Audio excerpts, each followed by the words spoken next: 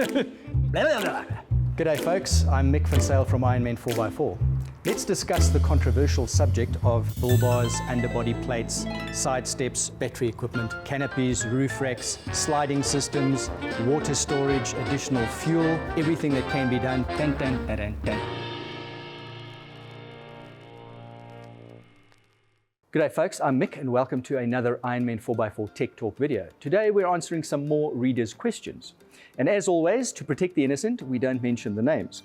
So the first question is from John, as it always is. And John asks, what is the correct tire pressure for off-road driving? That's a very good question and a question that we get asked very, very often. So the short answer is it depends on what terrain you are traversing, whether you're driving on a tar road or whether you're actually off-roading. And on tar roads, the grip level is very high and you need to have high tire pressures, especially if your vehicle is laden. And it depends on how heavy your vehicle is and how much load you have as to what tire pressure you need to use when traveling on tar. And that is normally prescribed by either the tire manufacturer or the vehicle manufacturer. Perhaps more so with the tire manufacturer if you don't have the standard tire size on your vehicle. However, when you start going off-road, you need to adjust the tire pressure depending on what conditions you are driving in. So as a rule of thumb, I generally, when I hit a gravel road, I immediately deflate my tires for a couple of reasons. Firstly, your speeds aren't as high and you don't need to have high tire pressures. And dropping the tire pressure down, it softens the tire up a bit and it makes the ride more comfortable. It'll also prevent any damage from the tire or a lot of damage from the tire, as opposed to driving down a gravel road with stones with very high tire pressures. You can damage the tire, damage the tread of the tire, and actually damage the internals of the tire as well. So just dropping the tire pressures down slightly will allow the tire to flex more and prevent any unwanted damage from going down a gravel road. As soon as you get more extreme and you go into sand driving or mud driving or rocks, going up a rocky mountain pass, you need to drop your tires down even more. Let's look at sand driving to start out with because that's pretty popular and that is an area where people normally get stuck. So the idea with sand driving is not to try and plow through the sand because sand has a lot of rolling resistance. If you can imagine very firm tires trying to drive through sand, you all know what happens. You get bogged down, and that's because the rolling resistance of the tire trying to push through the sand is too much for the vehicle's power to handle. So what we need to do is deflate our tires, and by deflating the tire, you're actually increasing the tire footprint or the tread patch of the tire. And interestingly, it's not a question of widening the tread patch, but it's actually lengthening the tread patch. That's what happens when you deflate your tires. So increasing the size of the tread patch of your tire enables you to have more flotation on the sand. You'll ride higher on the sand, you won't be digging in as deep, up to a point where the car's power overcomes the rolling resistance and you can drive on top of the sand. And bear in mind that that can change during the course of the day. If you start your sand driving early morning and the temperatures are cool, the sand is dense and tight, and you may need to drop your tire down to a certain tire pressure.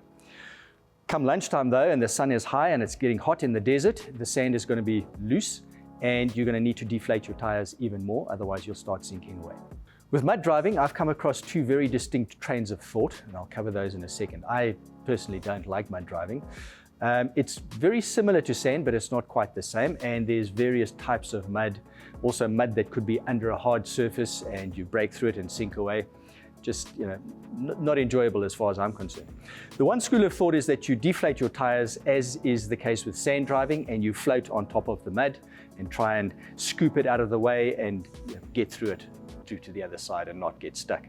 There's another school of thought that says keep your tires narrow, keep them inflated hard, and cut through the mud until you get to a harder surface underneath, and that'll give you your traction. I haven't practiced that one myself. I've always had wider tires on my car, but I try and avoid mud. But if you have to drive through mud, it's my advice to drop your tire pressure down, and you will see when your tires are able to push through the mud and get you to the other side as such. Mud tires generally have very aggressive tread pattern, and they have this because they need to scoop the mud away from in front of the tire and push it out the back of the tire. Some people say that you need to rotate and spin your tires to clean the tire tread as you're going along. All of those things, at the end of the day, folks, you'll find out with practice what works best for you. If you're off-roading in very rocky terrain, a couple of things to remember. First and foremost, take it easy. Don't be in a hurry. Secondly, definitely prevent your tires from spinning. Spinning tires on rocks equals gashes and cuts and permanent damage to your tires, and even a flat tire, hanging up an incline on a rocky mountain pass, been there, done that, never a good idea. The other thing you don't want to have happen to your vehicle is that it's bouncing around and shifting a lot of its weight around all the time, undue pressure on the tires, all of the above, very bad when rocky driving. Personally, I deflate my tires down pretty low when I'm doing rocky driving. I like the tire to fold over the edges of the rocks, giving me more grip level, thus preventing the wheel spinning. So folks, as you can see, there's no one tire pressure that suits all conditions. You're going to have to alter your tire pressures as you hit different terrain. And another thing you're going to have to consider is how heavy is your vehicle and how heavy is the load that you have in your vehicle. That'll also determine how low you can go with your tire pressure when you're airing down. Another fact to consider is what type of tire do you have on your vehicle? Is it the stock OEM factory? It's normally an all-terrain highway bias tire, 2-ply, very lightweight tire, lightweight construction, or is it a rugged 3-ply all-terrain or mud-terrain tire that you have fitted afterwards? Tire pressures are always quoted as cold tire pressures. As soon as you start driving off and the tires get to operating temperatures, whatever the tire pressures that you started out with will have increased. So bear that in mind. So with all this talk of increasing and decreasing tire pressures, it's very important that you have the right gear to enable you to do it accurately and also easily. If it's not easy to do, you're going to be reluctant to do it and you're going to come unstuck. Another good tool to have in your arsenal is a speedy tire deflator, a device that will allow you to blow your tires down very quickly and very accurately. If it's easy to use, you're not going to be reluctant to use it. After airing down your tires when you're off-roading, as soon as you get back to the tar road, you're going to have to air those tires back up again to highway tire pressures. You don't want to be driving down the highway with soft tires. You're going to need a very good compressor, a high airflow compressor, because our bucky tires are not small tires. They're quite big and they take some time to inflate.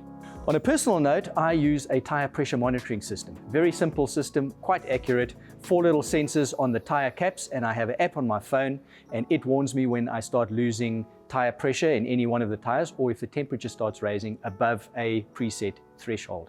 Very important, it has saved my bacon twice. So I hope that answers your question, John. Not an easy question to answer, but the crux of the matter is that you are going to have to get out there and play around with your tire pressures and see what works for you. Folks, if you like this video, please subscribe to our channel. It enables us to make more of these videos for you. Hit the notification bell because we will be answering more viewers' questions very shortly.